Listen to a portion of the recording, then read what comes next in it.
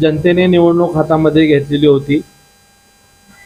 प्रथमतः देवेंद्र फडणवीस साहेबांनी जे पालकत्व स्वीकारलेलं होतं आणि त्यांनी पूर्णतः मायक्रो प्लॅनिंग केल्यामुळं भारतीय जनता पार्टी, राष्ट्रीय स्वयंसेवक संघ, प्रबोधन मंच, अनुलम अनेक हिंदुत्ववादी संघटनांनी या ठिकाणी दिवसरात्र मेहनत घेतल्यामुळं ही निवडणूक एकतर्फी झाली असं मला वाटतं। ही लढत काँग्रेसची होती का एमआयएमची? सुरुवातीला ही लढत MVA सोबत, महाविकास आघाडीसोबत, काँग्रेससोबत होती, परंतु ऐनवेळेस काँग्रेसने उमेदवार बदलला आणि त्यानंतर मात्र ही निवडणूक MIM सोबत आली आणि MIM सारखा जातीयवादक, देशद्रोही, राष्ट्रद्रोही असलेला पक्ष समोर आहे लक्षात आल्यानंतर संपूर्ण मतदारांनी निवडणूक हातामध्ये घेतली। लोकांनी त्यावेळेस कुठल्या जातीचा किंवा कुठल्या पक्षाचा हे न पाहता सर्वजण धर्म विरुद्ध अधर्म या भावनेतनं एक संघ आल्यामुळंच 1,10,000 इतकं मोठं मतदान झालं पहिल्यांदाच शहर मध्ये ऐतिहासिक, आणि जवळपास 48,000चं मताधिक्य हे केवळ जनतेच्या ह्याच्यामुळे।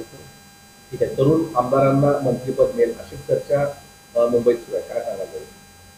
अशी चर्चा आपल्या वृत्तवाहिनीच्या माध्यमातूनच ऐकायला मिळाली करून। आणि आपल्याला मिळालं तर? मी खूप लहान आहे, पक्षात अनेक वरिष्ठ लोक आहेत, त्यांना मिळावे अशी इच्छा आहे, त्यांना अनुभव आहे, त्यांच्या मार्गदर्शनाखाली आम्ही काम करू। मतदारसंघातल्या कोणाला इच्छा असणं किंवा इच्छा व्यक्त होणं हे स्वाभाविक आहे, परंतु एखाद्या मंत्रिपदाला जितक्या जबाबदारी निधी मिळतात तेवढं निधी तितक्या जबाबदारीची कामं पक्षाच्या वरिष्ठांच्या मार्गदर्शनाखाली करेन एवढी विश्वास देतो। खासदार प्रणिती शिंदे यांचा शहरमध्ये हा बालेकिल्ला आहे, ते 3 टर्ममधून आमदारकी निवडून येतात, तो आता भाजपकडे आलाय, कसं वाटतं? त्यांचा बालेकिल्ला आहे हे खोडून काढतो, हे भ्रम आहे।